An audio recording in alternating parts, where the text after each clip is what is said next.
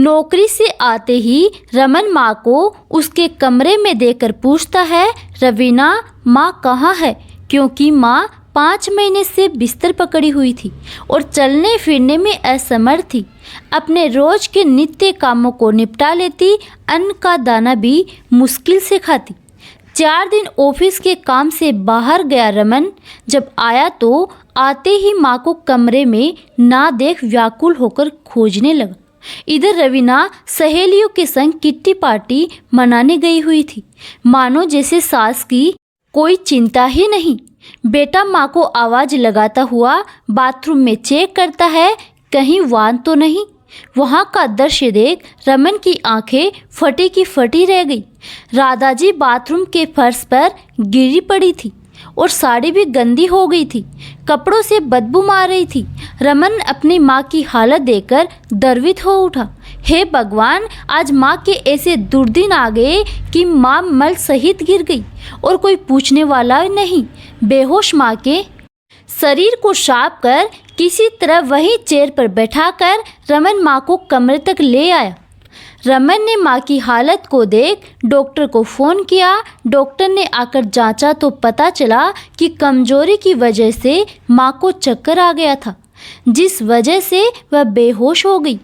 Doctor के जाने के बाद रमन पत्नी पर चिल्लाते हुए कहता है, रवीना तुम कैसी औरत हो जिसमें दया नाम की कोई चीज़ ही नहीं है?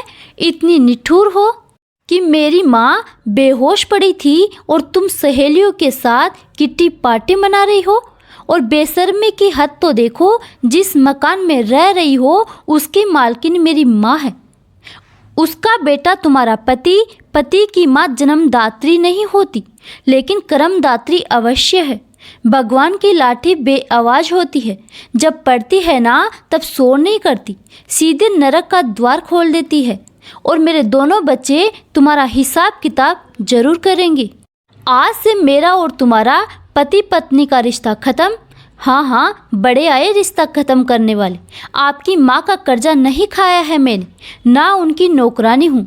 आप इनके लिए एक नर्स रख लीजिए।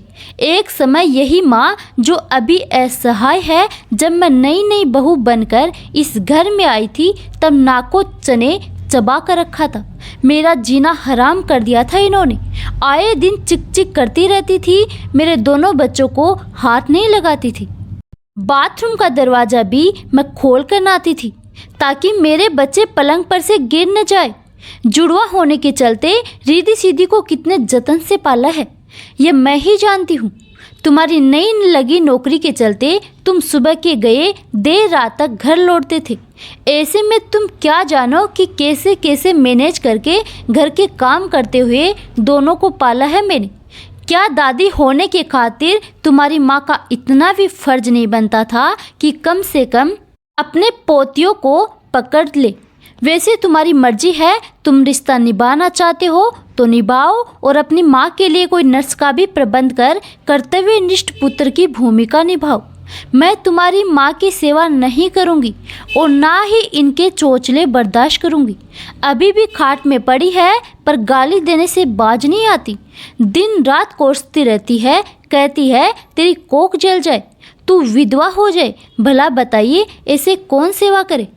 रवीना को 2 टूक जवाब सुनकर रमन को काटो तो खून नहीं, पर क्या करे, इधर माँ है उधर बीवी। जब माँ को अपनी बहू पर ममतावश प्रेम न्यौछावर करना था तब कड़क सास बनकर खुनस खाती रही। शायद आने वाले बुढ़ापे का खौफ ना रहा, तभी तो आज नरक भोग रही है। अब मुझे तो अपना फर्ज निभाना ही है। 12 घंटे के लिए दूसरे दिन एक नर्स को रखा गया। सिक्के के दूसरे पहलू से अवगत रमन का मन कटुता से भर गया। माँ के प्रति खैर वह बीती बातें थी अतीत की, जिसे वह अनभिज्ञ था, लेकिन अभी माँ अपने ही बेटे और पोतों को कैसे श्राप दे सकती है? बहू भी तो किसी की माँ है, पत्नी है। हमारे हिंदू समाज में बुजुर्ग बुढ़ापे में सठिया जाता है। लगता है माँ का भी दिमाग काम नहीं कर रहा है, उसकी बुद्धि क्षीण हो गई है, इसीलिए बहू उसको शत्रु दिखती है। पर अब माँ की हालत देख रमन को रवीना को समझाने के अलावा उसके पास कोई और रास्ता नहीं था। वह रवीना से बोला, रवीना, यह मेरी माँ है और माँ माँ होती है, चाहे कैसी भी हो, और अपनी करने की सजा तो वह भर ही रही है।